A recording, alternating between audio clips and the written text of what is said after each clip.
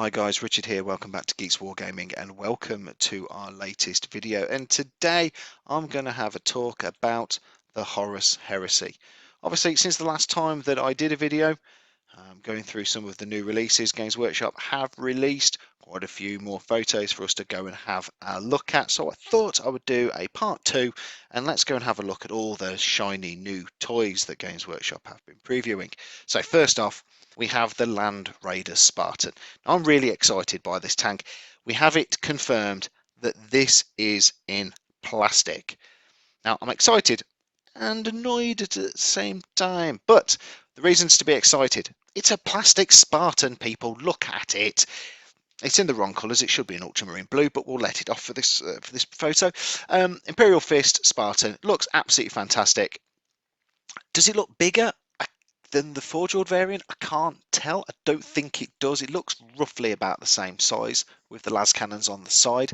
It can hold up to 26 Legionaries or 13 Terminators. That is a lot of troops inside it. Now, the Forge World Spartan in the old rules, I think was armor 15, and it had a melter rule, so you didn't get your second dice. And on the front arc of its armor, it was -1 damage. So a las cannon became strength 8, which means it could only glance that Spartan in the front arc on a 6. And that was brilliant to watch the face of your opponents go, oh, damn it, I can only glance you with the las cannon. Was probably some of the most fun I've ever had in any game. But yeah, I think this looks absolutely stunning. Now, the one thing I have picked up with the blurb that Games Workshop released is, and I'll read it to you, and if 8 las cannons isn't enough, why not 10? Many legions adapt their Spartan for additional tasks using its secondary armaments. You can swap its hull-mounted heavy bolters for extra las cannons. So you can have 10 las cannons on this. It does go on to say as well, or ward off hostile infantry with heavy flamers. Now, okay, old rules again. Las cannons were twin linked. It was based in 7th edition. Twin linked. You had four las cannon shots, and you would re-roll if you're missing. Now, I think they're going to update these rule sets to be a little bit more like we used to in Warhammer 40,000, where you will get 8 or 10 las cannon shots, and if you miss, you miss. The heavy flamer here, where it says ward off hostile infantry. Now that's interesting because obviously there are defensive weapons in 40k now where you can overwatch as things come in. I think they might bring Overwatch into Heresy, and the Flamers would do quite well at killing off legionaries trying to assault into this tank, because it is quite tough. You need to get into either its rear arc or combat with it realistically with power fists to destroy it. But another shot of it here, absolutely fantastic with the front hatch open. You've got the heavy bolter at you got the bolter at the top, which the guy out the top hatch can come out and man, and then obviously you've got the side shots of the las cannons. Why am I annoyed by this tank? Because I have the Forge World variant. Firstly, it's really blooming heavy because it's a big chunk of resin. Secondly, it was a little bit of a pain to build because the clips, not the clips, but the stuff you have to cut off to clean it up, a chunk came off my track, so there's part of my track missing from it, and I've had to do it as battle damage.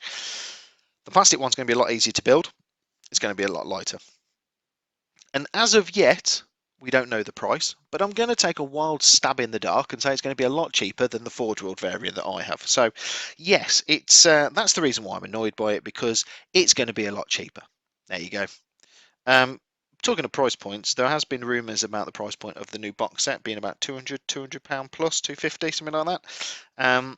And you'll hear people go, that's really expensive for a box set. But then you'll get all the Heresy players going, it's about the same price as a 10-man tactical squad when it's all kitted out with upgraded shoulder pads and heads and all that kind of wonderful stuff. So actually, pound for pound, that's probably not a bad price. And if you split it with a mate, and one of you takes one side of the force and the other one takes the other, bit of a bargain if you split the price.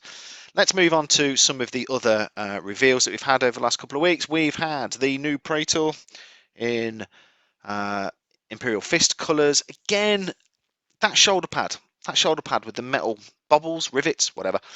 Not overly the biggest fan of that shoulder pad. The chest plate as well, that looks like a Primaris chest plate to me, that they've brought in now. His sword is chuffing massive as well. He's definitely going to kill a few people with that bad boy. It looks like he's got a Volkite pistol blaster in his hand as well there. So yeah, Volkite's always good fun. So that shoulder pad is a big problem for me. I think it looks very nurgly. I don't think it fits perfectly to Loyalist Legions, and I would probably replace that if I was doing it. Now, this is interesting actually, and I've literally only just thought of this. Forge World sell upgraded shoulder pads. These miniatures are slightly bigger. Will the upgrade shoulder pads fit these? Because they used to fit the smaller Marines. There's an interesting one. Let's leave a comment below if you think that Forge World are going to have to change their shoulder pads to be slightly bigger, or are they just not going to offer them now? Which I doubt that, to be honest with you. We've got a couple of extra photos of the Praetor. Different head on this one. He's rocking his mohawk. Not a fan of that, if I'm honest with you. I'd probably have to take that off. Yeah, Volkai. Yeah, stupidly long sword. Yeah, you know, details wise, and you know, his front cloak. Yeah, okay, that looks nice. However, Forge World released a Praetor in Imperial Fist colours not too long ago. I much prefer the Forge World pose, the armour, the look of that miniature compared to the Games Workshop one. I much prefer the Forge World one. So I've got a question. Who wore it better? The Games Workshop miniature or the Forge World miniature? So everybody, leave a comment down below. Games Workshop, Forge World. Which one do you prefer? I'd love to see what the results of this are and see what the opinions are. Which do you think is better, the new one or the old one? Me, I'm going to go the old one. I think the old one just looks better and feels better as a miniature, a bit more dynamic than the standard pose of man holding sword in air, which Games Workshop seem to be a fan of at the moment, and have released another miniature with the sword in the air. We also have some new photos for the tactical squad. In the previous video we had a couple of photos, and now Games Workshop have released some more, and in their blurb it says that the tactical squad has more weapons to play with, and the kit also includes optional war gear, such as the Legion Vexilia, which is the back banner that you spotted in the trailers, the one that's on the picture now. A Nuncio Vox for keeping in touch with commands. Now, Nuncio Voxes in Heresy were important. I used to have one on every single one of my tactical squads. The reason is because you can call down bombardments, and if you have a whirlwind that is out of sight of any of the targets, you can use the Nuncio Vox to target in on it, and it doesn't scatter.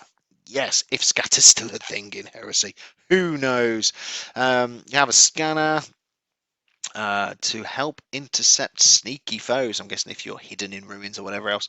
Melter bombs, frag grenades, and crack grenades. They're the usual accompaniments for Games Workshop.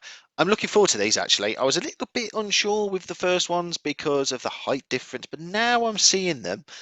And again, the shoulder pad, I've got them on mine. I have the rivet bobble shoulder pads on mine. Yeah, they look okay. Actually, looking at this, I don't like it on the Praetor one. Tactical Squad, I quite like it. It's very much old school Games Workshop. It really is. It's very Rogue Trader era. Obviously, we've got a boy painted up in Ultramarines blue there. That is probably the best looking miniature you're going to see in this slide today because it's the right colours.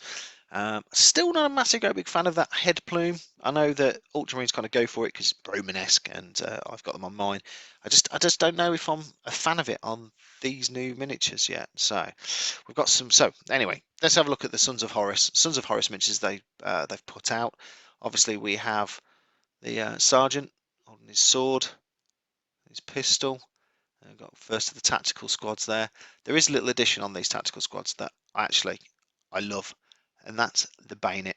That is proper old school Games Workshop when it was an optional extra and you used to have to glue them on as a kid, sitting there in the mid-90s trying to glue on your bayonets onto your bolters. God, it was a nightmare, but they look so cool. That's going to be the Nuncio Vox there on that guy's back. I quite like that. They've changed that to have the little skull on. Before it was just a little wire or the antenna that came up. So yeah, okay, they've got a bit more detail on that. I like a lot. There's the banner. All of them have got their bayonets on. The underslung bolter strap as well is a nice addition. Not overly the most dynamic of poses, are they? Some of them are a bit static, like that guy in the top right hand corner. It's like, come on, Dave, strike a pose. You having your photo taken? Oh, how about this? Will this do? Yeah, I suppose so. You know, Jeff down the bottom left's making an effort. Dave, on the other hand, letting himself down quite a lot. I mean, look at Brian and Toby here. These two are rocking it. Dave, letting yourself down, mate.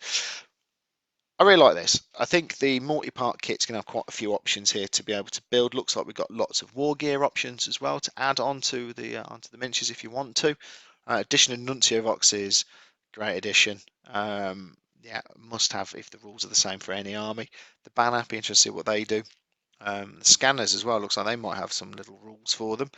Um, Interesting to see what Games Workshop are going to do with Heresy at this point. I'm really looking forward to seeing the outcome of it. But thanks for watching, guys.